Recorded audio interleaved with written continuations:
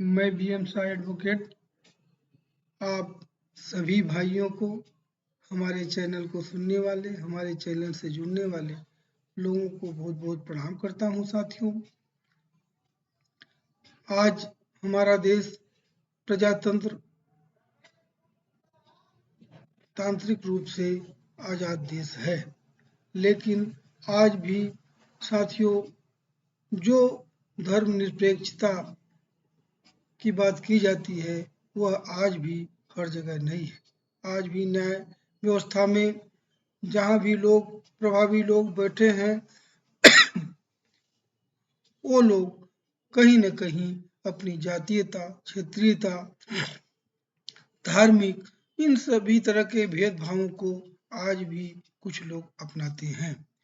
साथियों, हम आपको बताना चाहते हैं कि जब देश हमारा आज़ाद नहीं हुआ था, उसके पहले मुगलों का शासन था। मुगलों के पहले हिंदुओं का भी शासन था। तो हिंदुओं के शासन में साथियों उस समय भी न्याय प्रणाली थी। उस समय जो न्याय प्रणाली थी उसमें उसका जैसे हमारा ये दंड संहिता है, उसी तरह उस समय मनुस्मृति था, वो भी वही उस समय की दंड संहिता थी। उसके अनुसार किसी भी व्यक्ति को अपराध के हिसाब से दंड नहीं दिया जा सकता, बल्कि जात के आधार पर दंड दिया जाता था। साथियों, मनुस्मृति के अनुसार अपराधी को दंड उसकी जात के अनुसार न कि अपराध के अनुसार देना चाहिए। अपराधी की जात के अनुसार दंड कर में विभेद था। जैसे जिस शूद्र ने ब्राह्मण के साथ एक आसन पर बैठने की चेष्टा की है अथवा जिसने ब्राह्मण के साथ सड़क पर बराबरी पर चलने का दुस्साहस किया है, उसे 100 पणों का अर्थ देना चाहिए, क्योंकि उस जमाने में साथियों ब्राह्मण के साथ उससे छोटे जाति का व्यक्ति उसके साथ नहीं चल सकता था जब तक उसकी अनुमति नहीं होती थी। जिससे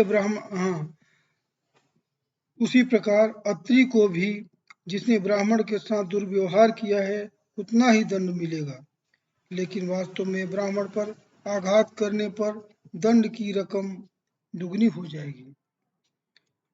यदि ब्राह्मण उसके ऊपर आघात करता है तो दंड उतना ही रहेगा, लेकिन अगर ब्राह्मण पर वो दंड अगर कोई आघात करता है तो उसके ऊपर उसका दंड दुगना हो जाता था।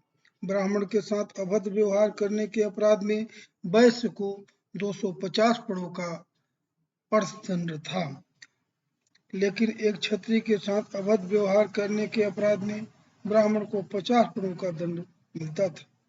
वैश्य के प्रति किए गए अपराध के दंड में ब्राह्मण उक्त रकम का केवल आधा ही देना पड़ेगा। शूद्र के साथ दुर्व्यवहार करने के लिए ब्राह्मण को कोई दंड नहीं दिया जा सकता था। अर्थात यदि शूद्र के साथ ब्राह्मण कोई भी जुर्म करे, क्षत्रिय कोई भी जुर्म करे तो उसको दंड नहीं दिया जाता था। मनुस्मृति में स्पष्ट रूप से लिखा है कि शूद्र न्यायाधीश नहीं हो सकता। यदि कोई शूद्र किसी द्विज को अपशब्द कहता है तो उसकी जीभ काट ली जाएगी, क्योंकि वह नीच वर्ग में उत्पन्न हुआ है। यदि यह द्विज के नाम और जाति का घृणापूर्वक उच्चारण करता है तो उसके मुख में 10 अंगुल लंबी लोहे की कील घुसेड़ दी जाएगी। यदि वह ब्राह्मणों को उनका कर्तव्य सिखलाने की दृढ़ता करता है तो राजा उसके मुख पर कान में गर्म तेल डलवा देगा। और नीच जाति का कोई व्यक्ति अपने जिस अंग से उच्चतम जाति के लोगों को आघात करता है तो जिस अंग से उसने उच्च वर्ग के व्यक्ति के ऊपर आघात किया है उस अंग को कटवा लिया जाता था। ये सब मनु की सीख है। इतना ही नहीं, मानव धर्म शास्त्र ने शूद्रों को अपनी संपत्ति से, शिक्षा से वंचित कर दिया। ब्राह्मणों के लिए मृत्युदंड उठा दिया गया, अर्थात ब्राह्मणों के लिए कभी भी कोई मृत्युदंड नहीं दिया जा सकता है, क्योंकि ब्राह्मण देव स्वरूप माने जाते थे। इसलिए उन्हें भूसुर, ब्राह्मण देवता, अतिमानव, महीसुर कहलाता था। ब्राह्मणों के शरीर पर किसी प्रकार की चोट नहीं लगनी चाहिए। ब्राह्मण हत्या से बढ़कर दूसरा कोई दुष्कर्म नहीं। इसलिए राजा को वध की बात मन में भी नहीं लेनी चाहिए, क्योंकि चाहे ब्राह्मण कितना भी अपराध करे, लेकिन उस समय धर्मशास्त्र में ऐसा व्यवस्था थी कि राजा किसी भी ब्राह्मण को मृत्यु दंड नहीं दे सकता था। वो उसे हिदायत रहती थी कि ब्राह्मण को मृत्यु दंड नहीं दे सकता था। हिंदुओं में जात का निर्धारण जन्म से होता है, चाहे पेशा जो हो। ब्राह्मण जूता बनाने, वैश्य का धंधा करने, वैश्या का धंधा करने, शराब बेचने का धंधा करने पर भी ब्राह्मण है। पंडित जी हैं, परंतु शूद्र, विद्वान शिक्षण का कार्य करने पर भी शूद्र हैं। अर्थात आज भी साथियों हम देखते हैं कि कर्म के आधार पर जात नहीं है, जात के आधार पर भी कर्म नहीं है। ब्राह्मण व्यापार या जूता बनाने का कार्य करने पर भी सेठ जी और मोची कहलाने के बजाय पंडित जी ही कहलाना पसंद करता है। यही हिंदू धर्म में विद्यमान सामाजिक असमानता का रहस्य है। इसका एकमात्र कारण धन, सत्ता एवं सम्मान का उच्च वर्गीय होने पर सदियों से आरक्षण होना। ब्राह्मण भीख मांग सकता है, वैश्य खींचे लगा के अपनी आजीविका चला सकता है, परंतु गंदे एवं घृणित पेशे नहीं कर सकता है, जिसे अपना जाति पेशा समझकर कम आमदनी वाला पेशा होने के बावजूद भी निम्न जात के लोग उसे सीने से लगाए। हिंदुओं में विभाजन कभी पैसे के आधार पर नहीं हुआ, अर्थात हिंदुओं में कभी भी यह नहीं कहा जा सकता कि ये गरीब है, ये धनी है, इसके पास पैसा है। हिंदुओं में केवल जात के आधार पर ही विभाजन होता है। जब भी हुआ जात के आधार पर हुआ। यदि विभाजन पैसे के आधार पर होता तो वैश्य उच्च वर्ग में होता। पैसा होने पर चमार महाजन तो हो सकता है, परंतु विद्वान होने पर भी पंडित जी नहीं बन सकता है। इस तरह की विषमताएं जो थी आज भी कई जगह पर हैं।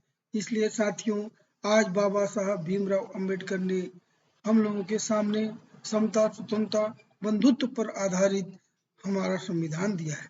हमारा संविधान सबके प्रति न्याय की बात करता है। वह जात को लेकर के, लिंग को लेकर के, स्थान को लेकर के किसी भी रूप में भेदभाव करने से रोकता है। आज साथियों, यदि हम सब एक होकर के एक दूसरे के प्रति घृणा, ईर्षा को जातीयता के रूप में छोड़ दे, तो हमारा भारत देश आज पुनः सोने की चिड़िया बन सकता है।